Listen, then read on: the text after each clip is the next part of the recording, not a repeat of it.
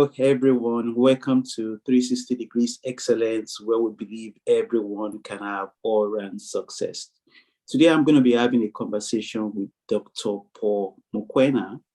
We're going to be talking about indigenous knowledge.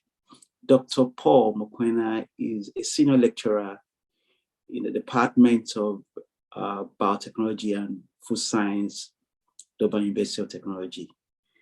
So I've known him for a very long time. I remember when I arrived at DUT, I was one of those people I got close to. And so it's interesting for me to speak to him about indigenous knowledge, which I believe is very, very important for sustainability. So without wasting time, let's get started. Doc, can you tell us about yourself? Tell the viewers about yourself. As Prof has introduced me, I am Paul Mokoena. I am a born-again child of God, and by the grace of God, I have a privilege of representing the kingdom of God in the academic sphere. So as a living, I am an academic, and I have worked at DUT before, and I have just rejoined them this year. I am a family man with 2 children and 1 wife.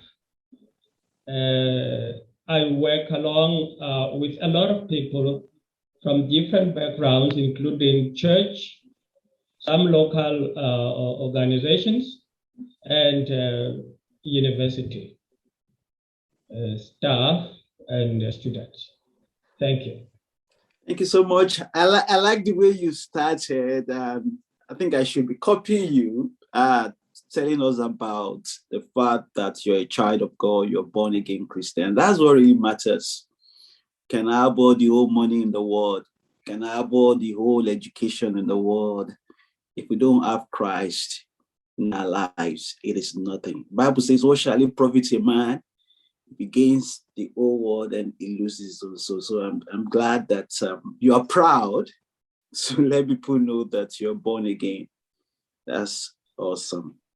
And I know that one of your research interests is traditional fermented foods. From that angle, can you tell us the importance, using that example, can you tell us the importance of indigenous knowledge? Well, from the time of my childhood, indigenous knowledge has been part and parcel of our family. Be it the aloes that my grandfather was using to doctor his cattle when they were infested with worms and stuff like that, to indigenous vegetables and other indigenous fruits that we were eating. So I grew up appreciating indigenous knowledge in a live environment. When it comes to research, I decided when I got the opportunity to conduct research, I decided to venture into exploring traditional fermented foods because as you may be aware, the antibiotics that we have been relying on for decades have faced major hurdles of late. And traditional fermented foods, which are part of indigenous knowledge, happen to be a source of some of the vital keys that we can tap into to solve some of these problems with drug-resistant microorganisms, etc. So also from a food security point of view, a person who is armed with traditional knowledge stands a better chance of diversifying the way you can prepare already present cereal foods such as maize meal, because if you cook it as it is okay with some vitamins, but we now know from research that if you ferment it first, you are actually increasing the amount of vitamins that could be there, and you could be introducing other nutrients that the microbes produce. So from that point of view, fermentation of foods and indigenous knowledge are very important, not only from the food perspective, but also from the health perspective, because research also tells us that some traditional medicinal plant products, if you ferment them, you tend to improve their potency in terms of reducing the side effects and also making the key compounds more readily accessible for the body and therefore more potent to deliver therapeutic properties. I don't know whether you have follow-up questions, but I'll stop there for now. Thank you so much, Doc. You've really answered my question very well. I agree with you that indigenous knowledge is very, very important. And you've mentioned an example of fermented foods. And I believe that we should appreciate the indigenous knowledge that we have regarding fermented foods, because those fermented foods are highly nutritious. And when you compare them to westernized foods, some of these westernized foods are high, in salt, they are high in sugar. So we should appreciate our, local food. And some of them as fermented food, they are so high in probiotics that people have known. I mean, scientists have been able to show to us that they have a lot of health benefits. So we should really encourage people to develop locally fermented foods. I really agree with you. I really came across the research recently about fermented foods that they can also help us to reduce inflammation. So I agree with you. Another question I would just like to ask. Comment. Yeah. Do you want to ask something? Yes, yeah. Just a small comment on the issue of probiotics that you've just touched. We normally get probiotics nowadays from pharmacies, but the number of microbes in the capsule that you may take may not be sufficient to deliver the adequate effect of the probiotics. But with fermented foods, you find that you don't have the number of microbes only in millions, but you have billions of microbial cells that you take in from fermented foods. So they are much more robust in terms of providing more than adequate number of the probiotic cells that you need, which is why indigenous fermented foods are still very important. Yeah. The notion from some people is that traditional knowledge is something that is of the past, or it is extinct now. But it is not extinct. It is alive and kicking, and it is continuing to be very relevant for the reasons that I have just forwarded. And I agree with you. And like in South Africa, you can have some of those indigenous fermented foods that have been industrialized, that have been commercialized, like your amayu, like your amasi, they've been commercialized. Yes. And you have them in different flavors. They've added so many other ingredients to improve the quality, and they package them in such a way that they are attractive to customers. And that kind of initiative is very, very good. And you expect other African countries or developing countries to commercialize their indigenous food.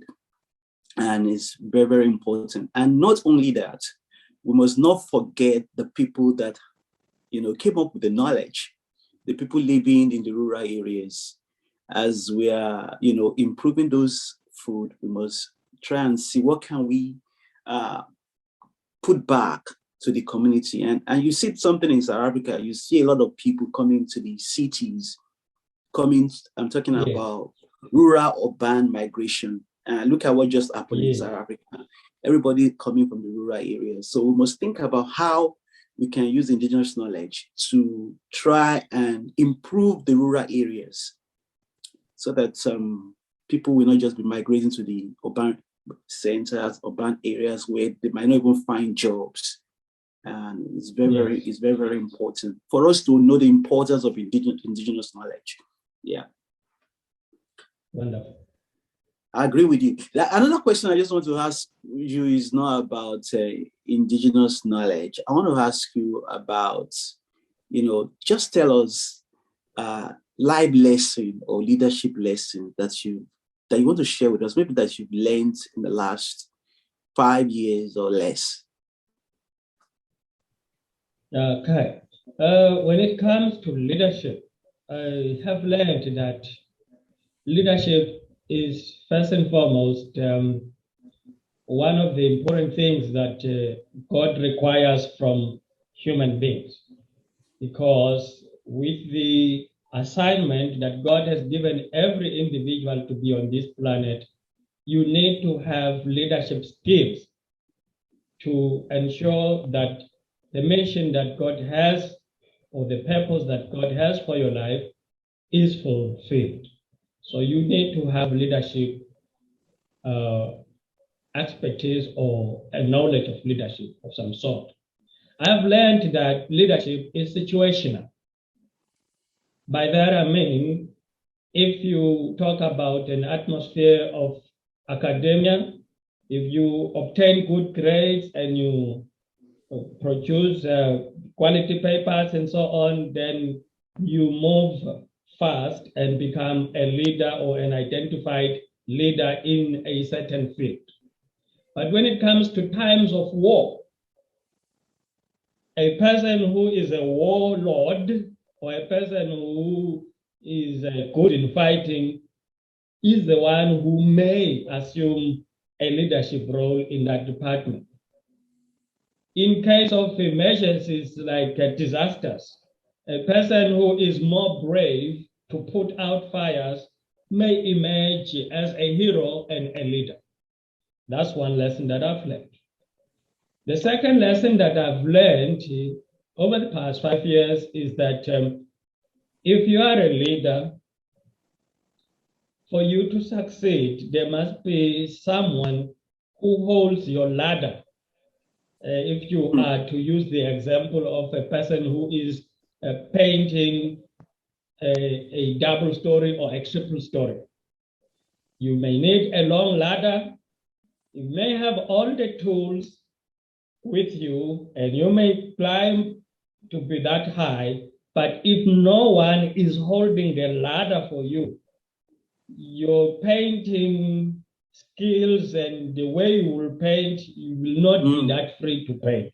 But if you have a strong person holding the ladder for you, then you can paint with much more ease and confidence. That told me that even though you may be a leader, you do need people who are strong mentally and who may have more knowledge than you to be helping you in the process of leadership.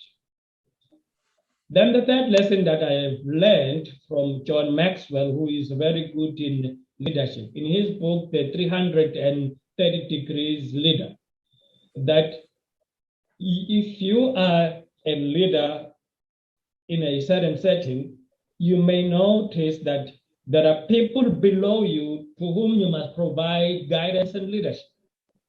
And there are people in the same level with you who are co-leaders with you, with whom you must also interact. But also, there are people who may be above you, who in the exercise of your leadership also benefit. So you then become a 360 degrees leader in a sense that your execution of leadership benefits those who are your superiors, your peers, and also those who are following you. Those are some of the important leadership lessons that I've learned. And also the fact that to be successful in leadership, you also need to develop management skills, because there's a difference between a leader and a manager. Whereas the leader is the one with a foresight, who knows why something has to be done and has to be done in a particular way, then you need a managerial aspect, which will then bring to bear the know-how, how it has to be done. But it is also very important why it has to be done. I like that. There for now. Thank you so much. I like how you've been able to tell us the importance of leadership and the lessons you've learned as far as leadership is concerned. I like the way you explain situational leadership. Is very, very important that we must try as much as possible to be an all-rounded leader, to be able to lead, in all situations. And I definitely believe that a leader is a dealer in hope. A leader is someone that, has motivation, in him, and is able to, infect people with motivation. Leadership is very, very important. And thank you so much for really sharing, lessons on leadership. Leadership is essential. And what's your final remark today? Yeah, I will borrow from one of the leaders I regard very well, Pastor T.D. Jakes. I'll borrow from him that as an academic, one of the things that one of our tasks is to teach and interact with people at various levels. Therefore, if you are a leader in a particular sphere, and that has to do with teaching. So we teach in order to inform. So whether you are leading, you are a leader, a community leader, and so on, you worry about people getting the correct information. So in academia, you worry in the research very well, your lectures, so that the students do not only get the material, but they get informed. And secondly, your task is to ensure as a leader that the people that you are giving information to upgrade to being inspired. So you inform and you inspire them. If they follow your lessons long enough, they arrive at a point where they get inspired to do something or to do things in a particular way. And if the people that you have taught, informed, and inspire hang along around you long enough, then the third aspect is that you get to impart to them the spirit of excellence and the manner in which you want things to be done. So we inform, we inspire, and then we impart. So something of you gets imparted to them. That's how I will round it off. As a person who is in a leadership sphere in the community, but also who has been posted to play a role in academia. Thank you so much for also reminding us that we are all leaders, especially if you are also in academia, you're a leader. The first thing I was told when I completed my PhD was that you are now a leader. because how many people have PhDs in the world? So a lot of people are looking up onto you. Students are looking up onto you. People in the community, they are looking up onto you because they believe that you are knowledgeable. So as a leader, you want to act in such a way that you encourage them to do the right thing. You want to watch what you say. You want to watch what you do, because people are watching you. And most importantly, if you're a child of God, you're a leader. You know, Jesus said, arise and shine, for the light is come and the glory of the Lord is risen upon you. Jesus said, let your light so shine among men that they may see the good work that you are doing, and that they may glorify God. That's all about leadership, shining, doing the right thing. And anybody listening to us today, I just want to encourage you that you should be a leader. Even if you're a young person, maybe you are 12, you can still be a leader. Every person. And the first person you need to lead is yourself. The first person you've got to lead is yourself. You lead yourself. And when you're able to lead yourself very well, then you can lead other people. And you've got to be disciplined. You've got to tell yourself, I want to make an impact. Doc, thank you so much for taking time out of your busy schedule to do this interview with me. I've really learned a lot from you. And today, I just want everyone listening to us to know that Indigenous knowledge is very, very important. And we have also talked about the importance of leadership. I believe that our leaders will try and ensure that they prioritize Indigenous knowledge, because it's very, very important for sustainability. It's very, very important for development, and to also solve a lot of the problems we have, you know, in our world, like inequality, poverty, unemployment. I hope that you've learned one or two things from our discussion today. See you next time. God bless you. Bye. Bye.